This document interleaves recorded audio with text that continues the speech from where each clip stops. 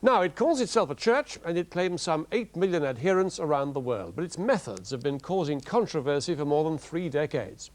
And tomorrow it starts to advertise itself on British television. The Church of Scientology has been told that it's been cleared to advertise by the Independent Television Commission. As Jeremy Vine reports, this has aroused a lively debate about just what the limits of freedom should be. Trust. Trust. Förtroende. It is the face of Scientology the controversial church would like everyone to recognize.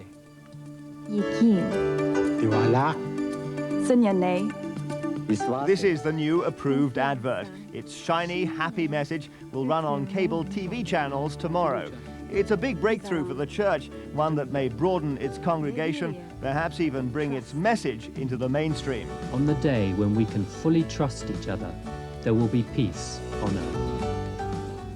The question of just how accessible Scientology actually is initially held up the Independent Television Commission's decision to allow the church to complete its move from American poster sites to British TV. But there's also Scientology's rather strange image. Stand up! Acknowledge it as loudly as you can. Thank you! Command it as loudly as you can.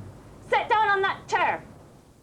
So is this a real religion that merits advertising space? Closest we come to it is A signal of the importance of the ITC decision was the presence in London of Scientology's world leader, who's in charge of defending the religion. What I'm going to do is I'll go up here and see what...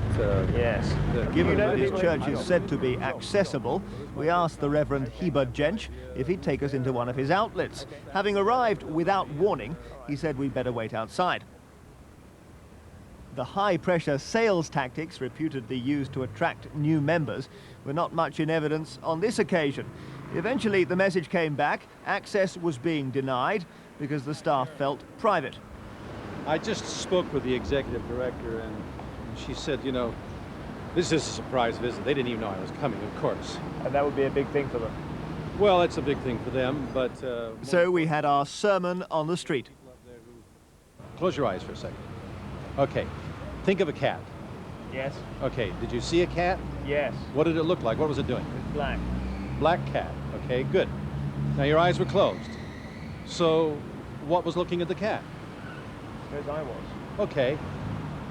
Your eyes are closed and you were looking into the mind. The mind is composed of pictures. And you saw a picture in the mind.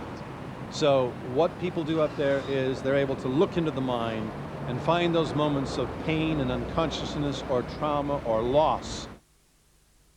Scientology was set up in 1950 by the science fiction writer Lafayette, or L. Ron Hubbard.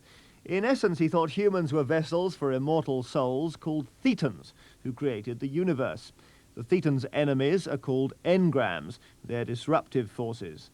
Someone's engrams can be measured with electrodes and, it said, purged through a practice known as Dianetics, an intense form of therapy. Some, though, have very clear memories of the 1984 High Court judgment in which Scientology was described as a religion based on lies and deceit, whose real objectives were money and power. And that was a judge speaking. But Scientologists are very keen to make sure remarks like that do not stick, and they're prepared to use the law to counterattack. As soon as they found out about our interest, they deluged us with faxes with spurious so-called facts in them, threatened us with legal action if we didn't include their spurious facts.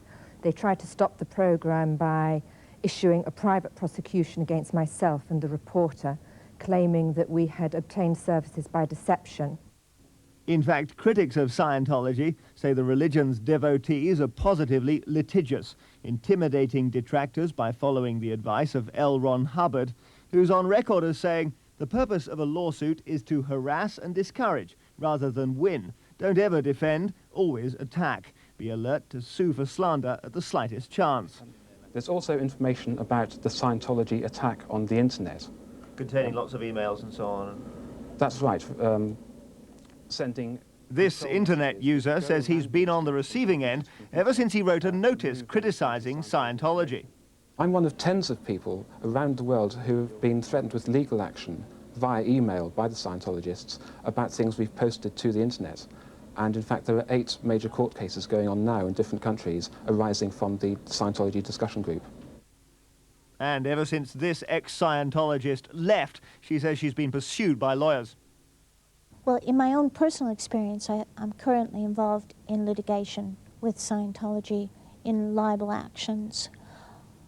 Those were a result of the work that I began to do 5 years ago as Escape, which is a Christian ministry. And with Mr. Hubbard's quote at the end, on the day we can fully trust each other, there will be peace on earth. The Scientology bandwagon rolls on regardless, but its big break into television has reminded some they would like to see it leave town.